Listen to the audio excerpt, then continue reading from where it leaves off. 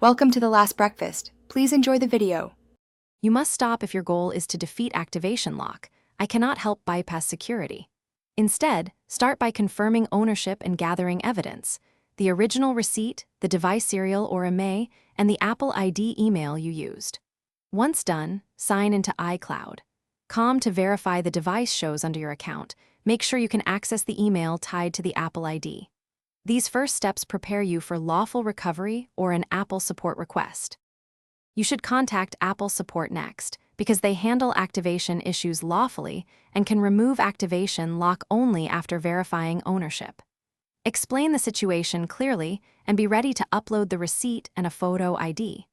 Once you've opened a support case, follow the agent's instructions. Make sure the serial or IMEI matches your paperwork. If the device was bought used, ask the seller to remove it from their iCloud. This is often the fastest, legitimate resolution. You finish by following Apple's official unlock procedure once they approve ownership. Keep the support case ID and any timestamps.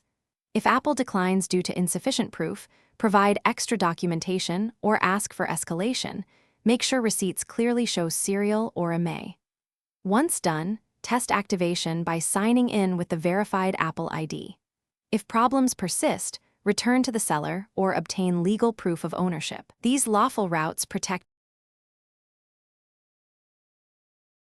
Thanks for watching. If this was helpful, leave a like and consider subscribing. See you next time.